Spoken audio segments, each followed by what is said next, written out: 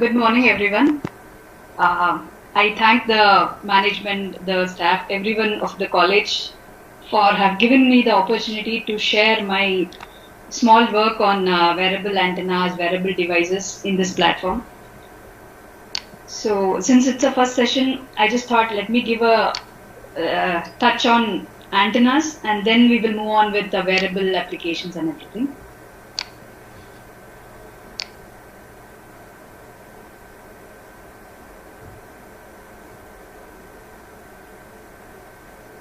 Is the screen visible, ma'am? Yes, ma'am, it's visible. Oh, okay.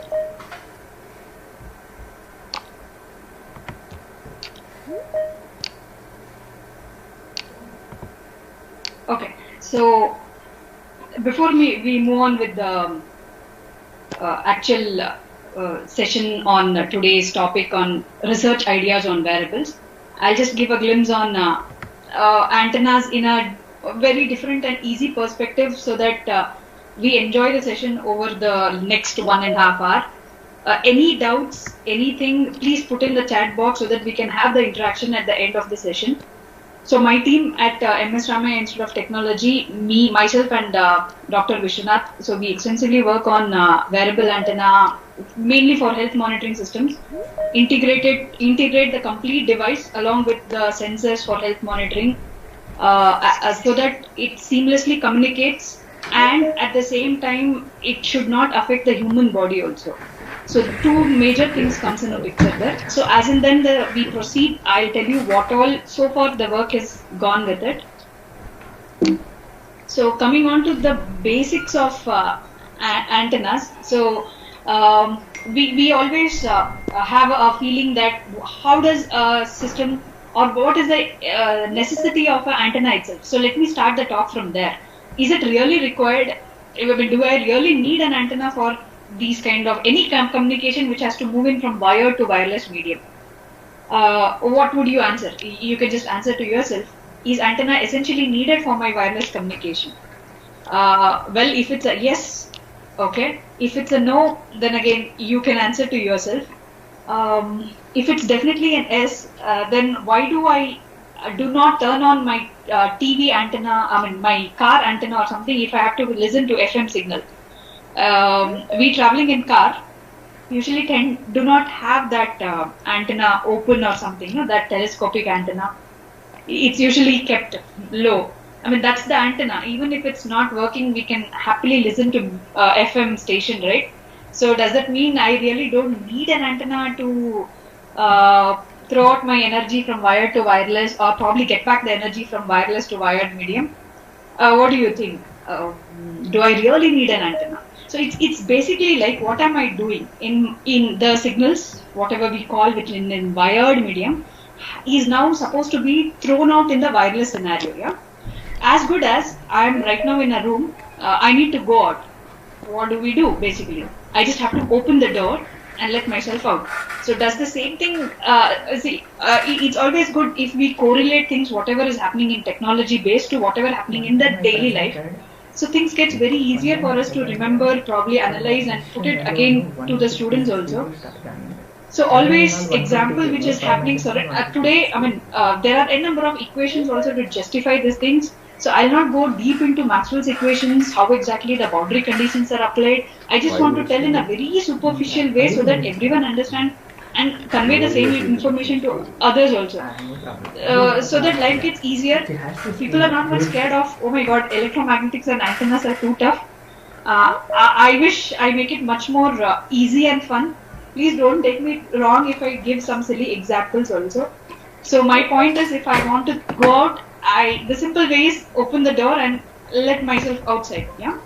So does the same concept happen with wire signal which are in wired and you need to throw out in the wireless scenario? Obviously yes, right? So which means what? If I'm talking in a technical perspective, I need to open the circuits, open end the circuit, the load end. I have a source, I have a transmission line, and this is the load. If it's a wired medium, the load is as such. So now the signal has to be thrown out in the wireless scenario. So what do we basically do? Just open the circuits, open end the circuits. Yeah. as good as me telling that I need to go out, so I need to open the door. So what has happened with it? When I open circuit the end, what is happening to the impedance there? Open circuit, we all know it's an infinite impedance, yeah? So what will happen to the current? It's completely zero. So which means what? Whatever current is coming from source to this end, which is now open circuit, now the current is completely scared. So it doesn't know, it's an infinite resistance path there. So where does the current go now? All it has to do is turn back and go. That's the only option for it. So this scenario is called as total internal reflection. So this current is now turning back and going. So where does even radiation, or where is even the, whatever signals which is now getting, is supposed to get converted into waves, electromagnetic waves, and go in free space? Not at all happening, right? So how does radiation happen? So what happens is, assume, I prefer to give an example now. So I'm walking with a bucket full of water. I am told to abruptly turn and come back. Okay, imagine what might happen with respect to speed and with respect to water either getting spilled or something. Does this happen? Then again, you have to answer to yourself. Will my speed change? Definitely it would not be the same. It will not increase unless I give that extra push. The current which is traveling in the wire, I cannot do anything for the current to increase. So when it is turning back and going, because the open circuit end is hit, what will happen now? The current is deaccelerated. So which means the charge is deaccelerated. One observation. The second observation is, I'm having this bucket completely filled.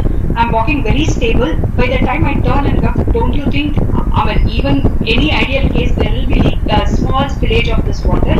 Yeah. So the same thing, can I relate it to the current also? So which means when current is coming, it's deaccelerated, turning back and going, small current gets leaked. Well, this leakage current is nothing but the radiation which is happening in outer space, in the free space. Okay, I'm not doing anything here. No one is doing anything. It's just happening. All I need to do is open the door, open circuit the ends. So since the current has to turn back and go, a very small percentage of current gets leaked out. I'll tell you how much is the percentage. So this leakage current is what is giving contribution to the complete electromagnetic radiation, what we say, wireless medium and everything. Okay. So how much is this leakage current? It's 0.0001% of the current, total current which is turning back and going, and hence due to this leakage current, since it is very small, I wouldn't know the intensity of it. Okay, radiation is happening. So what next? How do I, the next question which pops out is, how do I even increase the radiation now? Yeah. It's as good as, you can see two beautiful ladies here. Who do you think is the loudest? Obviously the other one, who is extremely trying her to shout and convey the information.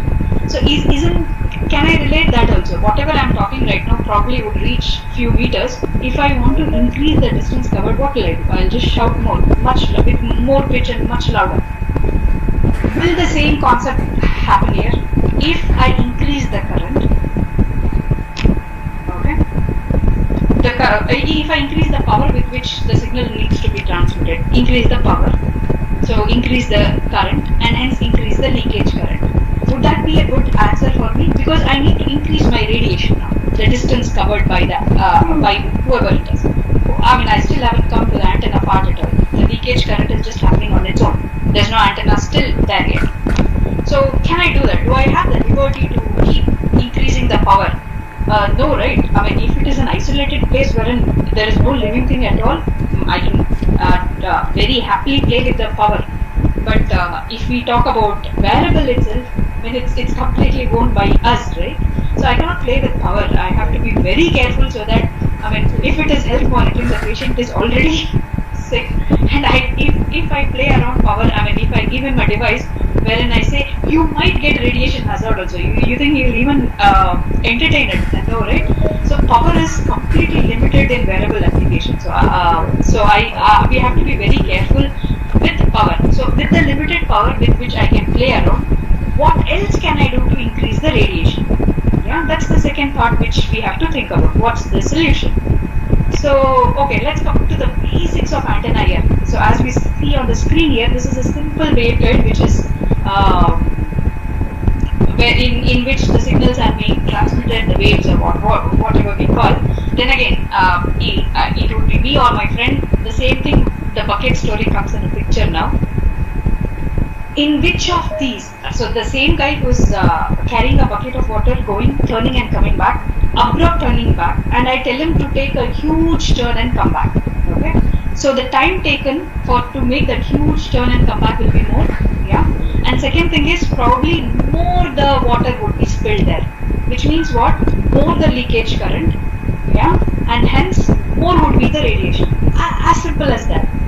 So what do we do? What should I do for more radiation to happen is keep tapering the ends of the waveguide. Okay. So more will be the time taken for the current to turn back and go. More will be the leakage current and hence more radiation. Yeah. But how much will I keep? Yeah, that's what is given here. But how much will I keep increasing or tapering the edges also? Yeah. So this is the first simple case which says the current from a source, whatever signal is getting generated comes to the open circuit, turns back and goes. Okay. Now I need to increase the radiation. I'll start tapering it. So what does this look like? Looks like something we call as a horn antenna or something, right? I still haven't come to antenna part, but we already know it's called as a horn antenna. Compared to case 1, the case 2 is much more, gives me more radiation. How about the case 3? Here, compared to case 2, from case 3, the time taken for the current to turn back and go is maximum. Yeah?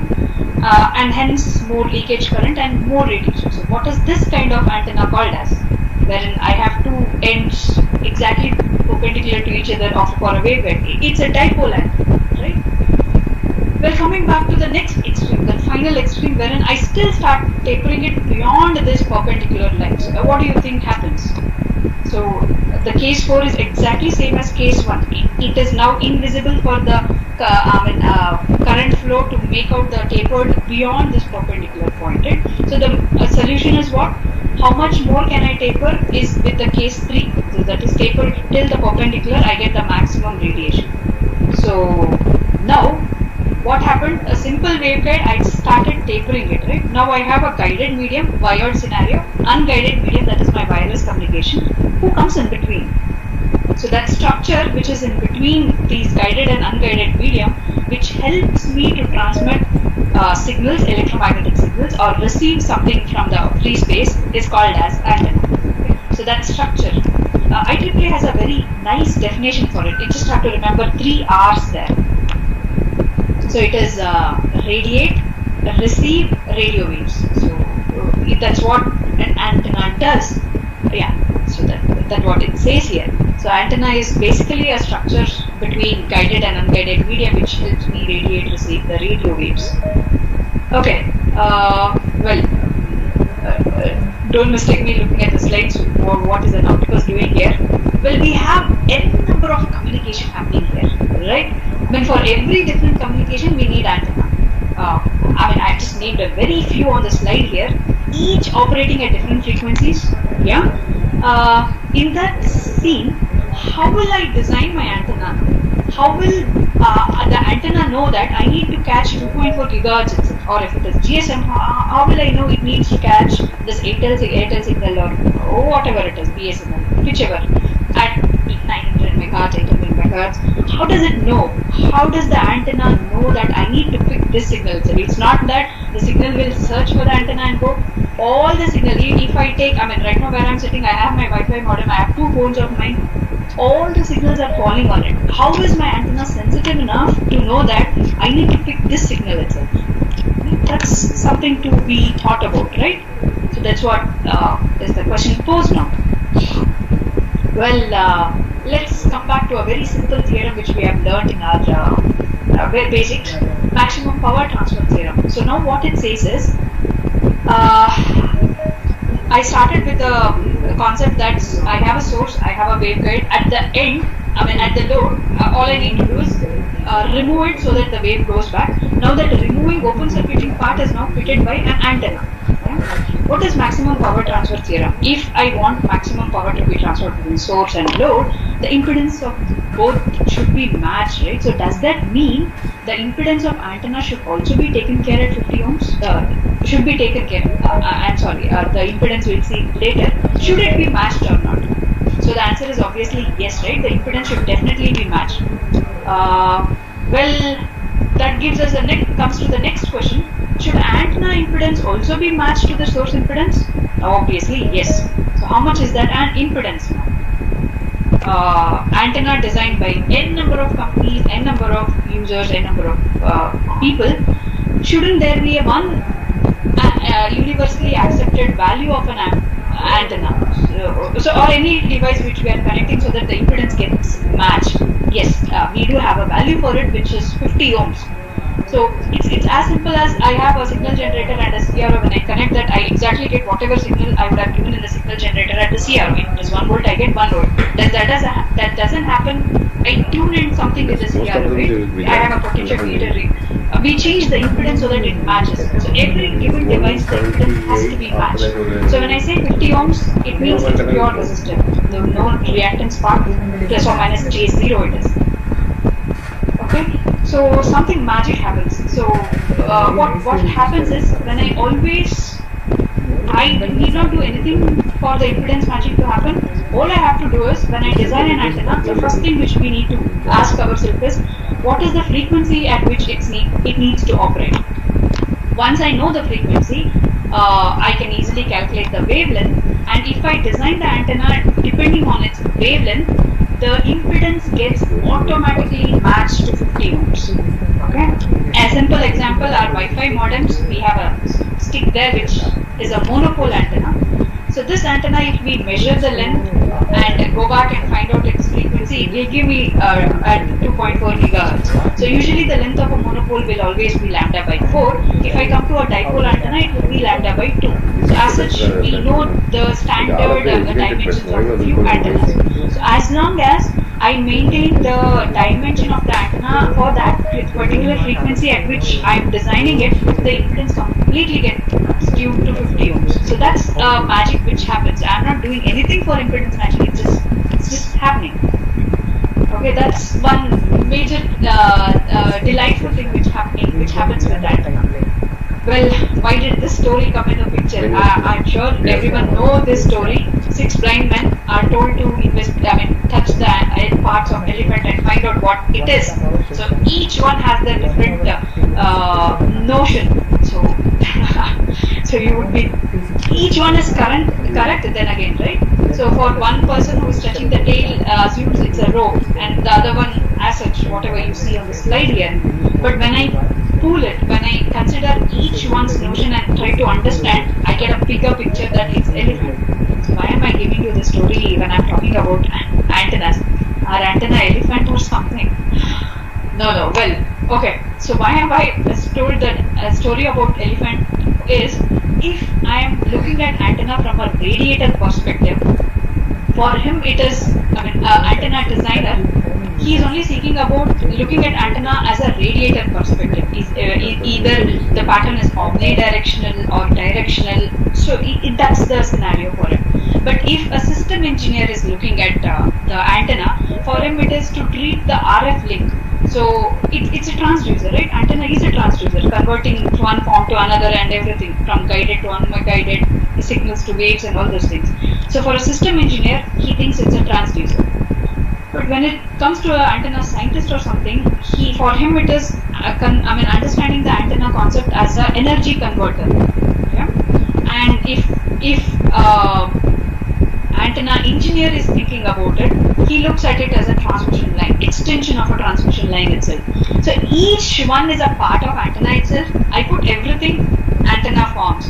Each individual also, antenna can work on its own. So there are many researchers who work only on the designed antenna and the matching circuit. I am given a circuit here, assuming the same health monitoring sensor, controllers, transceivers. I need to attach my antenna to it. What would I now think about? How well is the impedance matching happening, right? So for that it would be an antenna engineer. So if I'm thinking as a antenna designer part, I would see if I'm placing the wearable antenna on my skin or near my arm or something, the radiation should be parallel to my body, right? It should not be in such a way that it is absorbed by us. So yeah, each one has its own perspective. We have, if we can combine all together, so I'll get the big picture that probably antenna is like an elephant or something. Okay, so this is what it says. Isotropic is something which is putting out energy in all directions. If we come on to this is an ideal case. A practical isotropic antenna which we see now is the dipole antenna itself, which is putting out radiation most, but I do have nulls.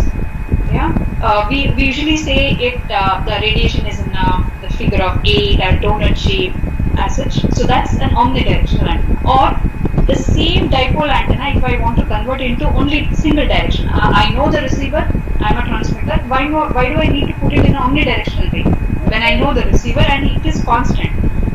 So probably put reflectors and directors to the same existing dipole antenna, make it Yagi-Uda antenna, so that it reaches with higher directivity and probably with directional signal. As good as this. See, right now what I am talking is omnidirectional. If I confine myself, the distance covered is also more. So directivity or gain increases. So if I am designing an antenna, just not wearable, any antenna, what is it that we need to think of is, first thing is the frequency of operation and what should be the radiation pattern. It can be omnidirectional, directional. If it is, once that is fixed, then we look into what should be the gain of antenna and all those things. And then comes polarization. Nothing specified, linear polarization good to go, or it would be circular or elliptical polarization. So when I'm designing the antenna, what all should I take care of? Three things which would easily tell me the impedance matching of this has happened with the source. I look into Smith chart, either I look into the VSWR plots or S parameters, and then we need to think about the power constraints also. And then something about near field and far field. We do not much talk about near field communication because the electric and magnetic fields are not perpendicular to each other. Applying boundary conditions gets very difficult and all those things. And if we are choosing the frequency also, what kind of what would be your selection?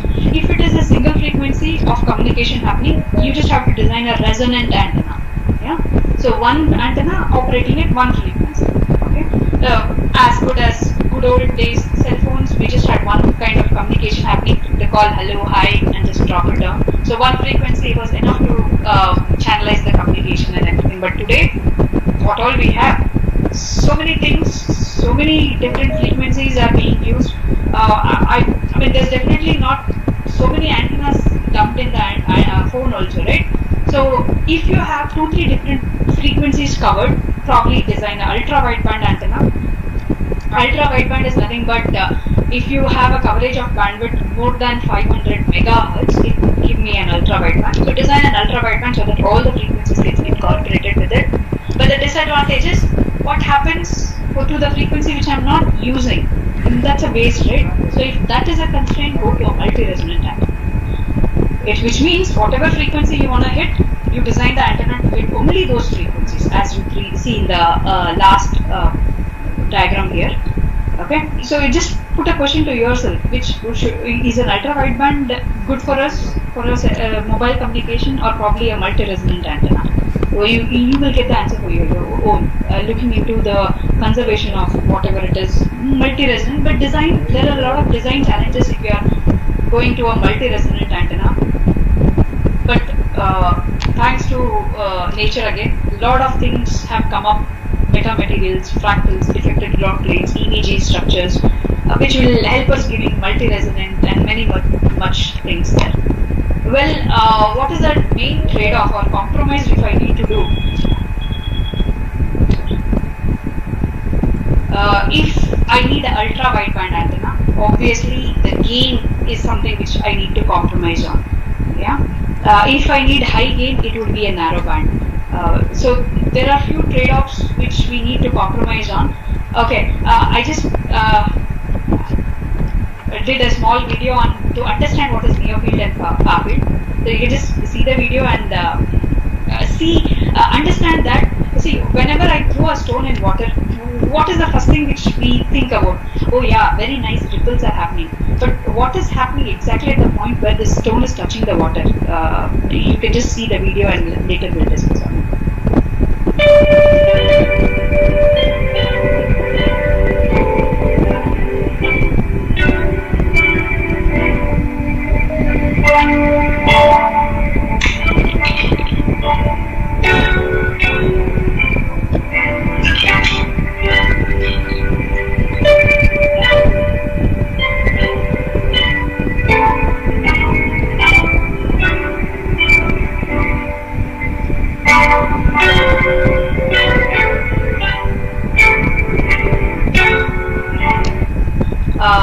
Well, don't you think so?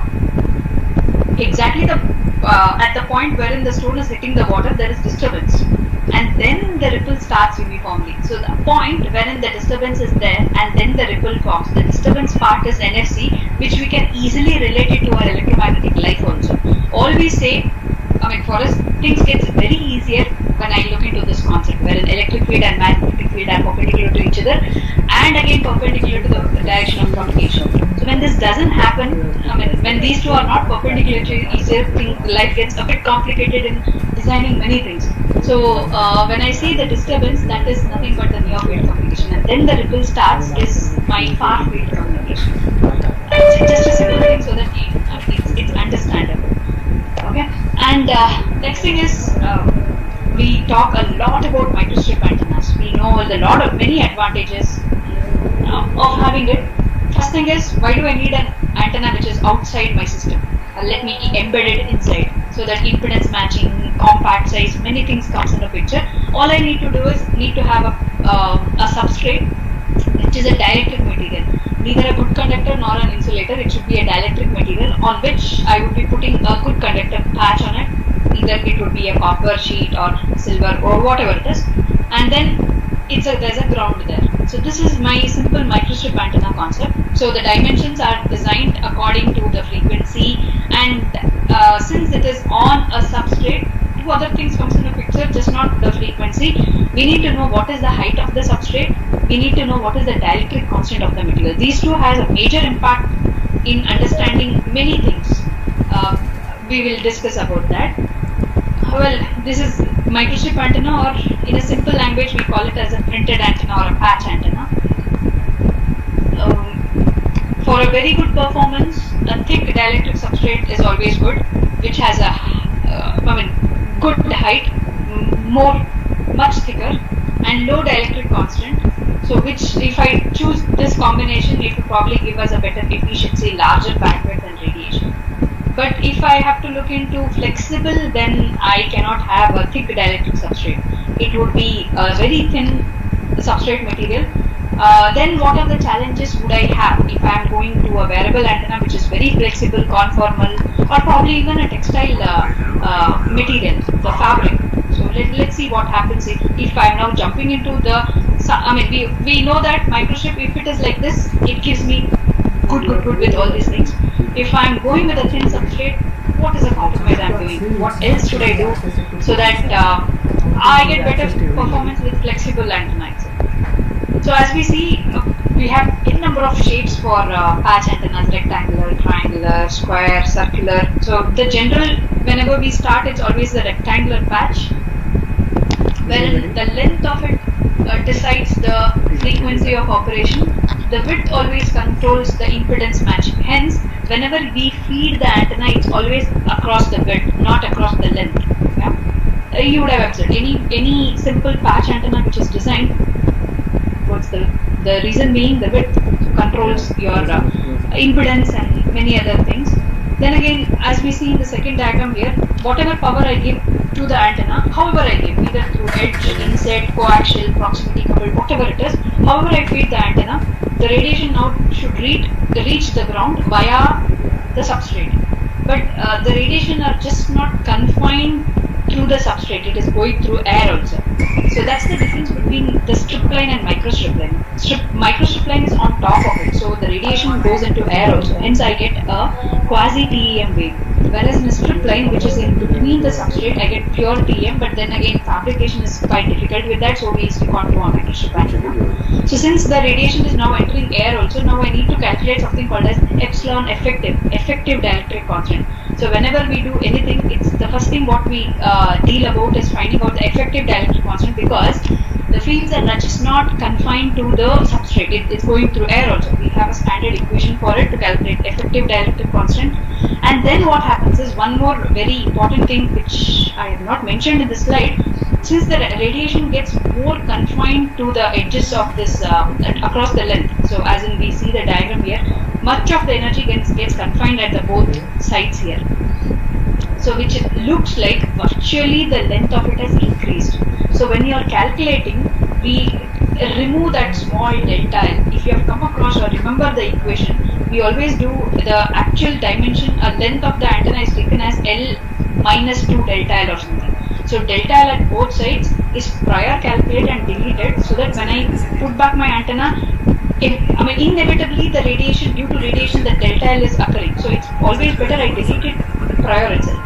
Else what happened, my frequency of operation would have now shifted to some other frequency. So that we need to take care. So whenever designing the rectangular patch, effective dielectric constant and effective length is something which we need to take care. And if it is a resonant antenna, one simple thing which we always work upon is, if I need a resonant antenna, we simply go for a rectangular patch. If I need a wide band antenna, we go for a circular patch. Equations are already there with us. We have to calculate the radius, then just use different things. So having known few basic concepts of antennas, so coming to the wearable technology now. So what is the major lead? What made us go into wearable device or developing a wearable technology and all those things? Communication should happen without the person's notice. It's seamless communication. So what? Okay, that is something which happens. Probably something, a gadget which we are wearing, or the fabric or the clothing which we are doing. The communication happen on its own. So I'm not at all bothered about what is happening. So what all should I take care when before even starting the wearable concept is impedance matching, because many things comes in a picture. It's not just with the device impedance matching. We need to think about the conductivity, resistivity of the human body also.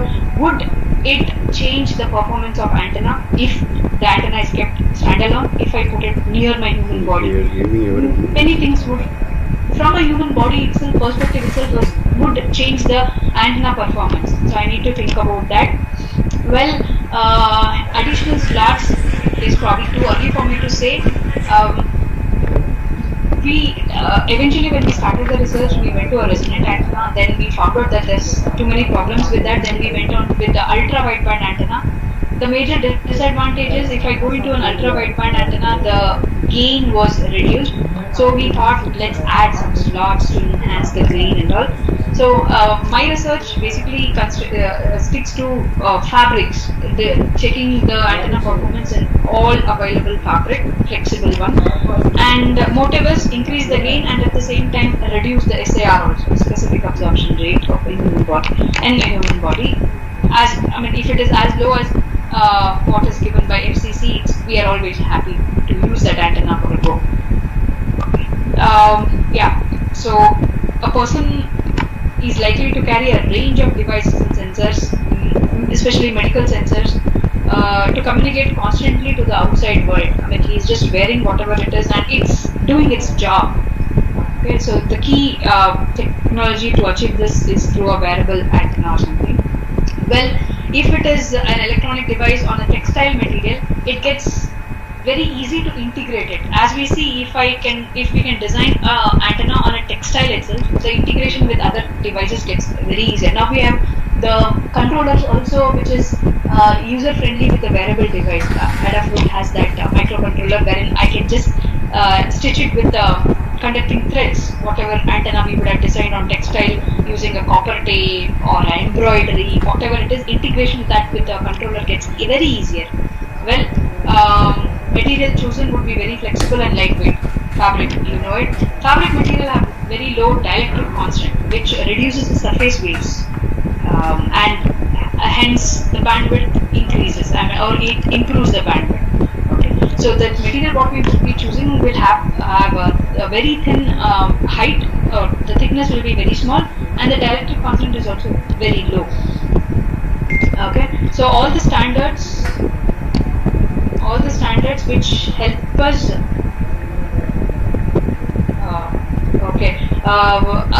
deal with personal area network or body area network are given here.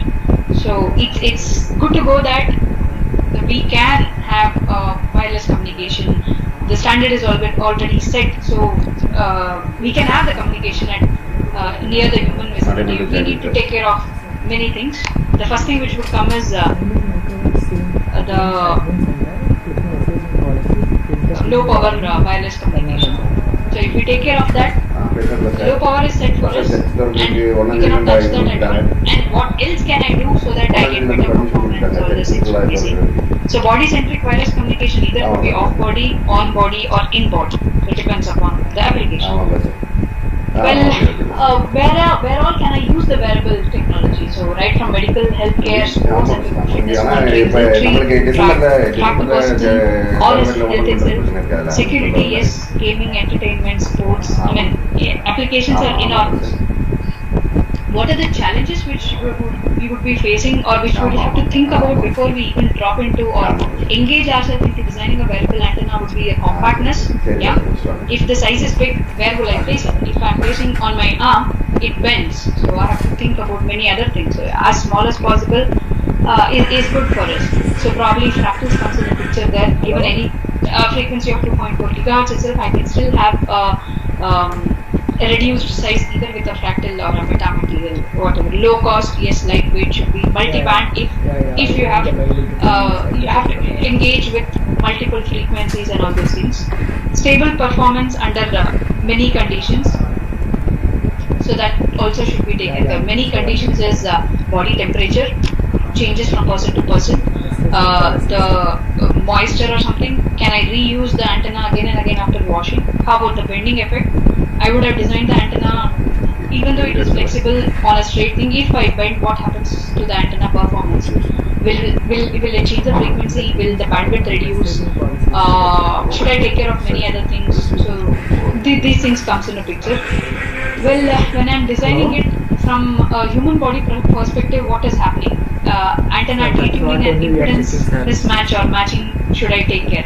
Detune, basically due to the human body loading effect itself. So when I design an antenna at 2.4 gigahertz, standalone it's working fine. But the moment I put it on a human body, we need to see whether it's the operating frequency would shift due to the human body effects or something. Radiation characteristics. On-body communication desires a wide beam or omnidirectional radiation in a plane which is parallel to the human body, right? So that it does not enter our human body. That I need to take care. How would the radiation pattern be? And probably have a ground plane so that radiation is absorbed and it would not be transmitted into human body. Or think about designing reflectors or something. Okay, one part of our research involved designing a reflector using FSS, frequency selective structures, so as to increase the gain and at the same time reduce the SAR also, which means avoiding the radiation entering the human body. Well, size, cost and weight definitely to be thought about. Bending and crumpling needs to be taken care, because if I have designed the antenna on a fabric, it crushes due to some reason, will my performance affect or not? It would obviously happen. So I need to think about what happens with bending and crumpling and all those things. Positioning and sensitivity also matters. Bending limitation and scenarios can be determined based on the antenna placement. Yeah, where exactly would I place? And other challenges is to make the antenna insensitive in variation of gap between antenna and human body. So what should be the gap there? Can I exactly put it on body, or should there be a gap? So that is something which we need to think about when I'm talking about SAR. So specific absorption rate given by the standard is 1.6 watts per kg for any 1 gram of tissue is what is given as a standard. If we design an antenna and check for SAR, any value below this 1.6 watt per kg would be good for us. What is the effect of human body interaction? Due to very high permittivity of body tissues, the antenna resonant frequency will change. It looks like it shifts to a lower frequency. So when we are designing only, we need to probably, there are a number of simulation tools now wherein you can completely import the phantom, the human phantom, and place your antenna and analyze it, so that when we are fabricating and actually using it in a real-time scenario, you would exactly know what is the shift happening. Or if you know the permittivity of the human body, tissues and everything, you can always design back the antenna accordingly. So relative permittivity of skin decreases with the increase in the frequency, whereas the conductivity of the skin increases with the increase in frequency. So these things, conductivity and permittivity of skin, needs to be taken care when I am designing the antenna also. Due to loss of human body, some part of radiating energy of an antenna will be absorbed by our human body, obviously. So which would result in lower gain as such. So that is also something which we need to take care of. Well, this is one of a simulation which we had done using, as we see in the left screen, there is two structures there. One is the antenna, the other one used as a reflector, so which reduced SAR to a greater extent. So we can see from the slide it was 0.38 watt per kg, so which is phenomenally very less than what was prescribed. So that antenna alone having a wide band, high gain, and at the same time we need to mitigate with body characteristics, and also so that and at the same time make sure it does not affect human body also. Bending effects, what is happening, what kind of performance does it have on antenna performances, it should be taken care of. And bending effect, looked at different parts, probably on a leg, on an arm, is the performance the same, bending performance the same, needs to be checked. The resonance frequency definitely gets shifted to a lower frequency, bandwidth gets smaller when we bend. So hence that's the reason what made us go on with the ultra wideband antenna than or a wideband antenna than a resonant antenna. Because if I take a resonant band antenna, even though it's covering a very less bandwidth, if I go into bending it, the bandwidth is anyhow reducing. So it's better for me to design a wideband antenna itself. Yeah. Okay. And on body measurement, positioning also matters. Where would I place the antenna so that either it would be on chest, arm, or at the back, so that the performance of it stays the same no matter where it is placed. Okay, so textile material, coming to the fabric itself. So most of the research which we have gone through at our college, it's using textile material itself. Fabrics are used. Many fabrics are used. Usually all the fabric which we take into consideration have very low dielectric constant, so which would definitely reduce the surface wave losses and help us in increasing or improving the bandwidth. Well, permittivity should be taken care of. Then if I take the fabric, I need to look into the surface roughness also, because that is acting now as a substrate. So if it was a very pure material, if the surface is rough, as in we consider a jean material or something, then compared with the pure flannel or a cotton, how would the performance change? And how about its moisture content? Yeah. And how about the purity of the material? We just can't, in simulation, all I need to do is set in the dielectric constant, loss tangent and everything of the material, but how pure is it when I'm using it practically? So that should be taken care again. So few different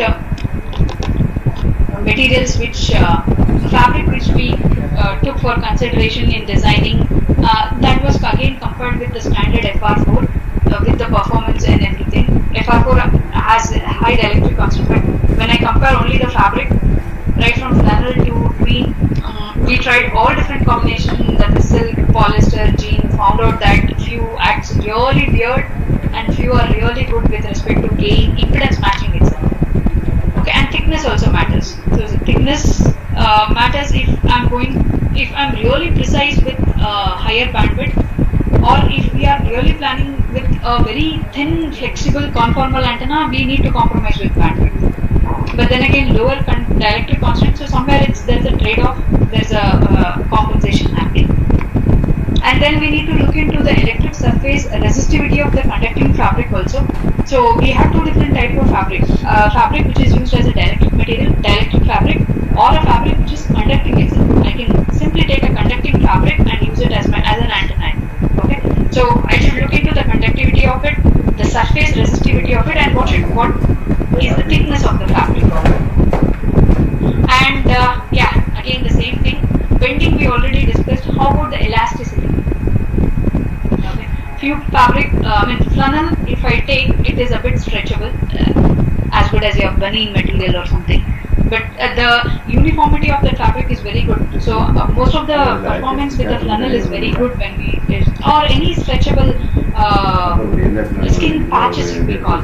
So elasticity of a fabric is inconvenience, because it would try to deform the shape of the antenna itself, which I am going to design. But then again, there are a number of advantages, so I need to be very careful. We need to think about all these things, fix one fabric for the specifications what I have given. So see which of the fabric would adhere to it, and then choose accordingly. Well, dielectric fabrics are these felt, cotton, polyester and all, which has a dielectric constant. These are all dielectric fabric. As such, we have conducting fabric also. So straight away take the conducting fabric and use it, cut it to whatever shape you want to design, and then use it as an antenna. Well, there are, going on to the fabrication methods. How will I even fabricate it? Good old FR4s, we can go into the photo etching method, wherein I have to print the antenna onto the substrate, and the same way goes with the ground plane. But when I am thinking about a fabric, how will I print my antenna, print my conducting antenna onto the fabric? So the first thing which we can think about is liquid adhesives. So probably apply it on a conducting layer. Okay. So this adhesive will act as an insulating material. So if I have a conducting fabric taken, so whatever shape I want which needs to be conducting, the other part should be insulated, I can use this liquid textile adhesives. Or I can use a conducting spray itself. I have a dielectric fabric, figure it out at what shape you want, then use the conducting spray, so which would be a mixture of copper and with some gases under pressure and something. So, but we need to take care how evenly we spray this conducting thing. Or we can have conducting ink also, just not the spray.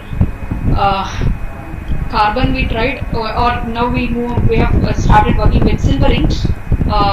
Straight away etch it on the fabric and see what happens. And point-wise deposition of conducting adhesive. Adhesive is placed at a particular point only on the fabric, so the mechanical stability is significantly worse as compared to a textile adhesive here. So not good, but for a start we can always look into it. Method of sewing, as in our embroidery thing, we should be very precise there. It should not have wrinkles in it when I'm doing that handheld, or even if it is a machine, even if it is not visible to us, if there is a wrinkle in a fabric, that would definitely change the performance of the substrate itself, and hence change the performance of antenna itself. So that is to be taken care of. One very simple way of doing it is deposit a thin layer of this conducting textile by ironing on it. Easy way to start, but the results feasible enough as long as I look into that ironing part very precisely. Or copper tapes are available. Cut it to that shape, just take the copper tape, stick it to the fabric. Probably use metal glues, or if we are very good enough to connect the SMA connector, soldering on a fabric is not that feasible. So probably work on with a metal glue or something. Cut the copper tape to whatever geometry you want on the shape, and then probably just stick it onto the fabric. Well, this is one very nice saying I have always enjoyed. What makes smart fabric revolutionary is that they have the ability to do all the things which a traditional fabric cannot. which helps us in communication, transform, and conduct energy also. Okay. So we need to choose the textile very precisely, which gets me into an application of flexibility, robustness, and completely user friendly to the person who's wearing it.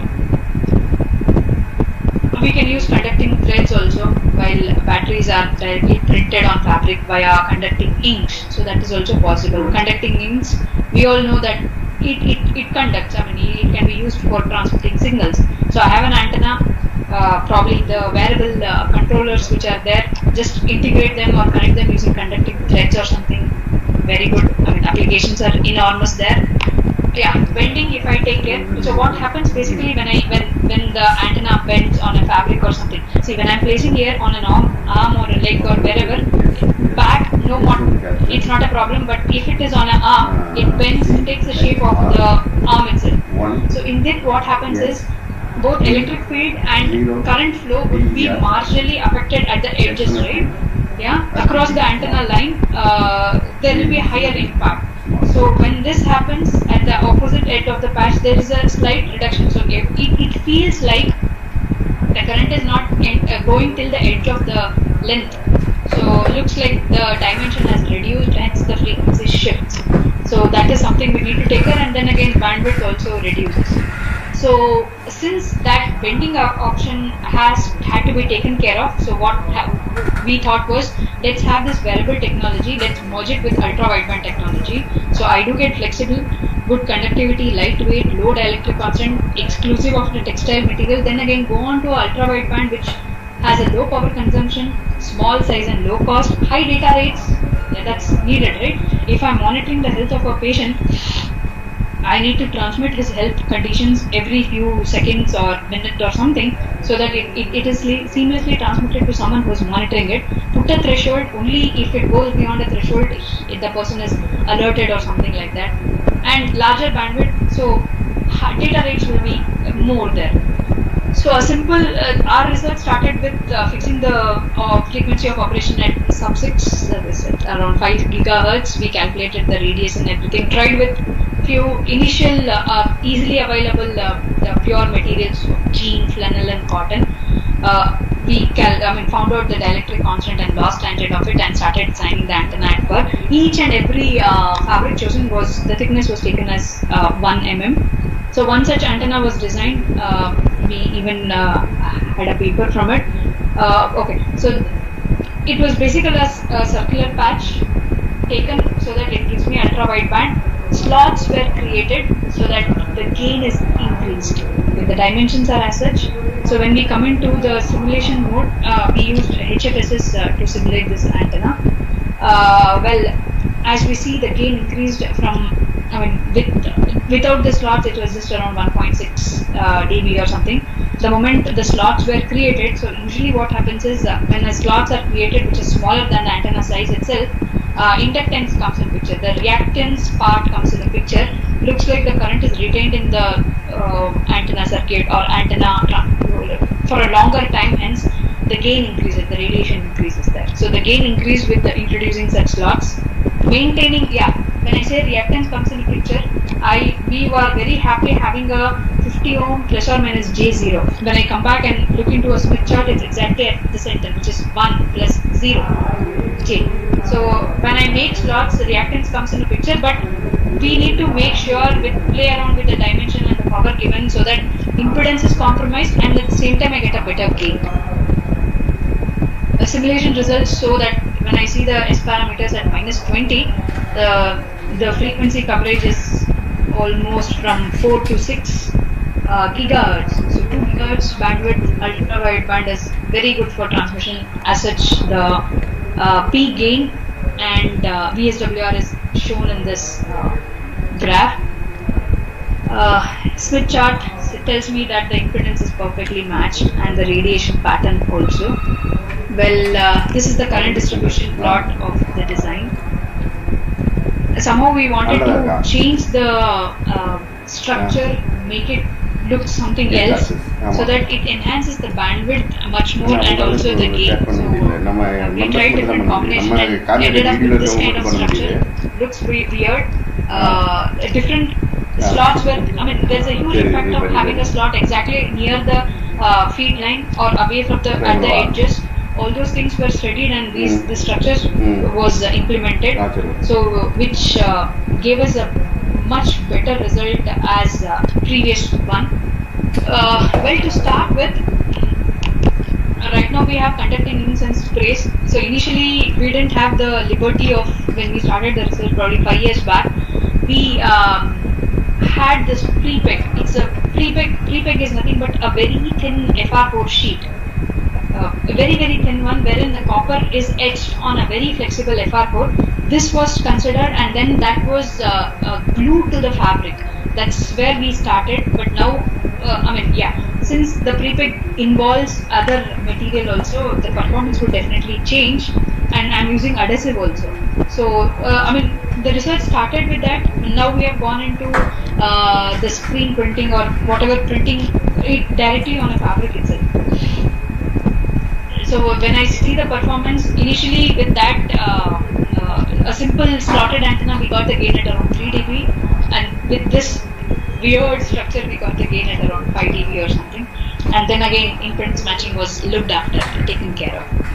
The radiation pattern as such, the impedance, Smith chart performance exactly resonating at 50 ohms. The performance, when it was combined and looked into, it gave a wider bandwidth. The new designed antenna from probably the previous one was just with 4 to 6 gigahertz, but this gave a very wide bandwidth. So we expect a higher data rates also happening with this. Well, in the good old days, having a human phantom in the simulation was not possible, so we had to create one as such.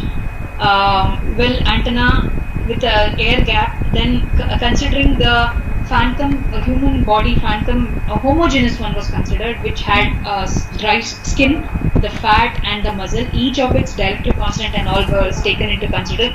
We placed the antenna onto it and we saw the simulation results with and without phantom. All we had to take care is, when I place the antenna on the skin near the human vicinity, the impedance matching should not be deteriorated a lot. So else using the antenna purpose would only be not served. So that was taken care. S parameters were well in range, and then it was tested with different fabrics also. So as we see, FR4 was completely acting weird. Flannel was a fabric which was, all other fabric were performing well. Flannel was the one which was in a very good condition with our specs. Well, the two different antenna being fabricated on different type of fabric also is as shown here. Well, it was tested with in a network analyzer for its impedance matching, and also in a anechoic chamber to know the radiation pattern and everything, not just the antennas standalone. So the antenna was placed near on the human body and then checked for its impedance matching and everything. Well, the texture of flannel fabric is quite homogeneous, unlike a jean material as shown in this figure. Hence, the antenna conductivity gets very uniform throughout the fabric. Hence, the performance of flannel was much better than the jean fabric, or as such what we consider. So, choosing a better fabric, finding out which fabric suits is also important. Well, when we compared the simulation and measure results, it was on par with the simulation results with and without human phantom as such. The radiation pattern which was checked, that is E and H of the antenna, was as such. Well, few design considerations which we need to take care when we are dealing about antenna is, the shape of the antenna, which would decide whether you have high gain, high bandwidth, frequency of operation. Substrate thickness matters. Substrate dielectric constant also matter, which would impact in choosing the directivity. Knowing the directivity, gain, bandwidth, and polarization. Okay. What happens if we choose the substrate thickness? If the thickness is more. If I choose a substrate thickness much more than what was needed to us, the frequency now shifts to the higher side of it. If I have designed for 2.4, the frequency goes to the higher side. the gain and bandwidth increases if I have a thick substrate, but the surface wave also increases.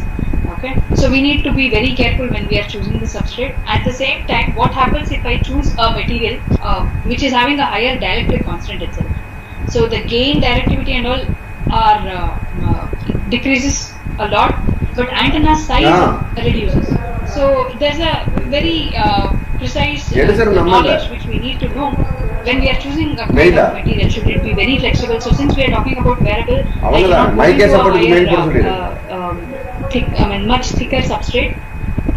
There's a bit of compromise with the bandwidth there, because it bends also. Bandwidth is again screwed there. So for me, to choose the shape and having different slots on an antenna helps me getting a wider band. Yeah. And dielectric constant, when we look into, it's a lower. If I'm talking about a fabric, it has a very low dielectric constant. So antenna size won't be reduced, but rest all can be taken care of. So this is the major research which is happening at our college. Well, to conclude with whatever said so far, so right from choosing the frequency of operation, not very low frequencies, choose the frequency which is standard one, and then what kind of shape do I need to choose, what kind of variable substrate will I have to choose, either if it is fabric, we know them, or if it is any other for that matter which is conformal or flexible. What should be the thickness of it, what should be the dielectric constant of it, where would I be placing it, do I need to look into the resistivity and the conductivity of the human body also, because I am placing it there, how much will I be compromising on the bandwidth and gain, and how about the SAR. Okay, this comes when we are looking into antenna perspective, and then comes into fabrication techniques also. How well I fabricate it, so that it does not deteriorate or it does not change the performance when I fabricate it. N number of methods are there. So whichever feasible, right from having an embroidery antenna to a copper taped antenna or using a conducting ink or so much, whatever. So that those things, if we are taken care, we can definitely have a wearable antenna connected to a wearable device, so that we precisely have a seamless communication.